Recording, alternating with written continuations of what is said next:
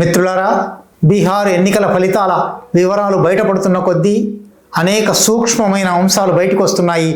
గెలుపుకి కారణాలు ఏమై ఉంటాయి, లేదా ఓటమికి కారణాలు ఏమై ఉంటాయి అని అనేక విశ్లేషణలు జరుగుతూ ఉన్నాయి. ప్రతిపక్షాల అసమర్థత, ప్రతిపక్షాల అనైక్యత, ప్రతిపక్షాలు అవకాశాన్ని చేజిక్కించుకోకపోవడం వంటి అనేక కారణాలు ఉండవచ్చు. కానీ అధికార పక్షం ఉద్దేశపూర్వకంగా చేసిన కొన్ని పనుల వల్ల ఇవాళ ఈ ఫలితం వచ్చింది అని స్పష్టంగా బయటపడుతుంది. అన్నిటికన్నా ముఖ్యంగా జూన్ 24 తర్వాత, అంటే ఎన్నికలకు 3 నెలల ముందు ఎలక్షన్ కమిషన్ స్వయంగా స్పెషల్ ఇంటెన్సివ్ రివిజన్ పేరుతో ఓటర్ల జాబితాల నుంచి కొన్ని పేర్లు తొలగించే ప్రక్రియ చేపట్టింది. ఈ ప్రక్రియ ప్రారంభమైనప్పటి నుంచే చాలా వివాదం చెలరేగింది. ప్రత్యేకించి తమకు ఓటు వెయ్యరు అని అనుకున్న వర్గాలను, ముస్లింలను, కాంగ్రెస్కు సాంప్రదాయికంగా ఓటు వేసే వర్గాలను ఓటర్ల జాబితాల నుంచి తొలగించడం జరిగింది అని విమర్శలు, ఆరోపణలు చెలరేగాయి. సుప్రీంకోర్టు దాకా కూడా కేసు పోయింది. ఇప్పుడు ఫలితాల వివరాలు చూస్తూ ఉంటే అనేక నియోజకవర్గాలలో ఎస్ఐఆర్ పేరు మీద తొలగించబడిన పేర్ల కన్నా తక్కువ మెజారిటీతో భారతీయ జనతా పార్టీ, జనతాదళ్ యునైటెడ్, ఎన్డీఏ కూటమి పక్ష అభ్యర్థులు గెలిచారు. అంటే ఒకవేళ ఎస్ఐఆర్లో ఆ తొలగింపులు జరిగి ఉండకపోతే వీళ్ళ గెలుపు సాధ్యమై ఉండేది కాదు. అంటే ఇవాళ ఎన్డీఏ కూటమి గెలుపు కేవలం సర్చలవా. అనేక విశ్లేషణలు ఇప్పటికే బయటకు వచ్చాయి. ఉదాహరణకు క్వింట్ అనే వెబ్ పత్రిక 242 స్థానాలలోని 174 స్థానాలలో సర్ పేరు మీద తొలగించిన ఓటర్ల సంఖ్య కన్నా గెలిచిన అభ్యర్థికి వచ్చిన ఆధిక్యత తక్కువ అని విశ్లేషించింది. ఈ 174లో 75 ఎన్డీఏ కూటమి గెలిచింది అని క్వింట్ రాసింది. వైర్ పత్రిక 11 నియోజకవర్గాలను మాత్రమే ఎంపిక చేసి ఈ 11 నియోజకవర్గాలలో స్పెషల్ ఇంటెన్సివ్ రివిజన్ అయిపోయిన తర్వాత 3,36,000 ఓట్లు తొలగించారు. ఈ 3,36,000 ఓట్లు తొలగించిన 11 నియోజకవర్గాలలో 5 నియోజకవర్గాలు భారతీయ జనతా పార్టీకి చిక్కాయి అని రాసింది.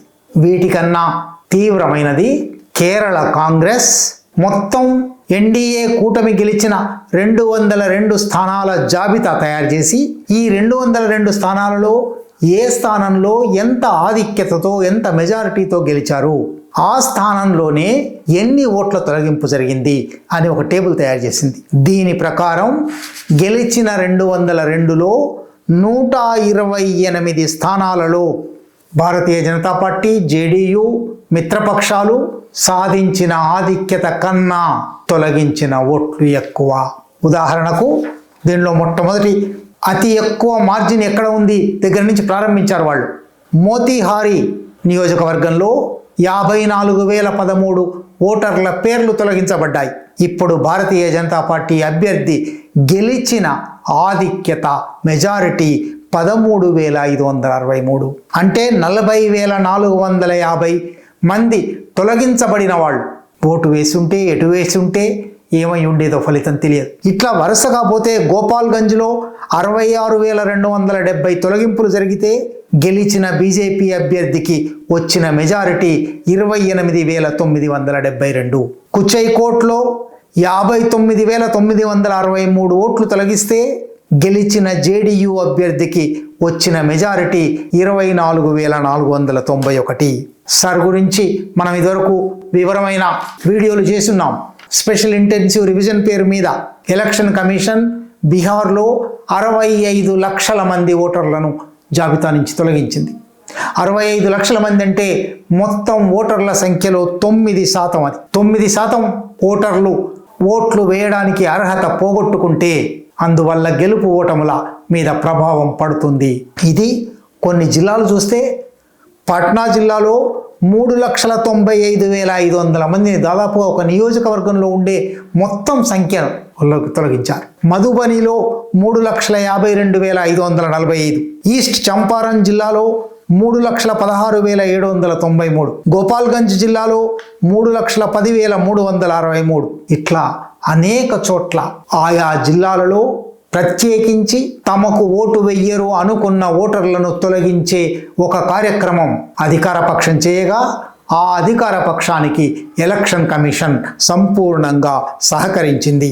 ఉదాహరణకు గోపాల్గంజ్ నియోజకవర్గంలో అతి ఎక్కువ మంది 62,269 మందిని తొలగించారు. ఇది ఆ నియోజకవర్గంలో ఉన్న మొత్తం ఓటర్ల సంఖ్యలో 18%. 100కి 18 మందికి ఓటు వేసే అర్హత తొలగించారు. ఇప్పుడు ఆ గోపాల్గంజ్లో భారతీయ జనతా పార్టీ అభ్యర్థి గెలిచారు. 28,972 మెజారిటీతో గెలిచారు. 62,000 మందిని తొలగించిన దగ్గర 28,000తో గెలిచారు. అన్నిటికన్నా తక్కువ మందిని తొలగించిన నియోజకవర్గం ఈస్ట్ చంపారణ్ జిల్లాలోని ఢాకా నియోజకవర్గం 2,083 మంది. 2,083 తొలగింపు కూడా అత్యంత ప్రాధాన్యత సంతరించుకునేదే. ఎందువల్లనంటే శాసనసభ నియోజకవర్గాలలో 2 అంకెల సంఖ్యతో ఆధిక్యతతో గెలిచే వాళ్ళు కూడా ఉంటారు. ఇప్పుడు ఈ 128 స్థానాలలో వరుసగా వాళ్ళు ఇచ్చుకుంటూ వచ్చి ఏ స్థానంలో ఎన్ని ఓట్లు తొలగించారు, భారతీయ జనతా పార్టీకి ఎన్ని ఓట్లు వచ్చాయి, ఎంత మెజారిటీ వచ్చింది, ఈ మెజారిటీ తొలగించిన ఓట్ల కన్నా ఎంత ఎక్కువ అని లెక్కలు చేశారు. దాని ప్రకారం 128వ స్థానం మొహానియా షెడ్యూల్డ్ కులాలకు రిజర్వ్ అయిన స్థానం. ఆ స్థానంలో 18,913 ఓట్లు తొలగించగా భారతీయ జనతా పార్టీ అభ్యర్థి 18,752 మెజారిటీతో గెలిచాడు. అంటే 161 ఓట్లు తొలగించిన ఓట్ల కన్నా తక్కువ ఓట్లు వచ్చాయి. ఈ 128 స్థానాల ఫలితాలు తప్పనిసరిగా తారుమారై ఉండేవి. ఆ తర్వాత తొలగించిన ఓట్ల కన్నా ఎక్కువ ఓట్లు, ఎక్కువ మెజారిటీ వచ్చిన మిగిలిన 129వ స్థానం నుంచి 202వ స్థానం వరకు కూడా వాళ్ళు ఇచ్చారు. ఒక్కొక్క నియోజకవర్గంలో తొలగింపుల సంఖ్య చూస్తే ఆశ్చర్యం వేస్తుంది. కుచియాకోట్లో 59,963, మోతీహారీలో 54,013, బరౌలీలో 46,990, పూర్ణియాలో 49,427, భోర్లో 44,691. వేలాది మందిని మరణాల పేరుతో, వలసదారుల పేరుతో, గ్రామంలో ఎన్యూమరేటర్లు పోయినప్పుడు లేరనే పేరుతో, మరొక చోటికి శాశ్వతంగా వలస వెళ్ళారనే పేరుతో, ఇవన్నీ కూడా అబద్ధాలు. ఖచ్చితంగా బూత్ లెవెల్ ఆఫీసర్లు ఎవరు అధికార పక్షానికి ఓటు వెయ్యరు అనే ఒక లెక్క ప్రకారమే ఓట్లు తొలగించారు అని గత జూన్లో ఈ ప్రక్రియ ప్రారంభమైనప్పటి నుంచి అనేక ఆరోపణలు వస్తున్నాయి. అంటే తొలగింపు పద్ధతి ప్రకారం జరిగింది. అసెంబ్లీ నియోజకవర్గంలో ఎంతమంది ఓటర్లను తొలగించారు అనే అంకె ఎక్కడ లేదు. ఈ అంకె బదులు ఎలక్షన్ కమిషన్ తన వెబ్సైట్ మీద సుప్రీంకోర్టు అడిగిన మీదట, తనంతట తానుగా కాదు, సుప్రీంకోర్టు ఎవరెవరిని తొలగించారు, ఎందుకు తొలగించారు, కారణాలు చెప్పండి అని మొట్టికాయలు వేస్తే బూత్ లెవెల్ తొలగింపుల జాబితా ఇచ్చారు. అంటే ఒక శాసనసభ నియోజకవర్గంలో 100 బూతులు, 70 బూతులు, 200 బూతులు ఉంటాయి.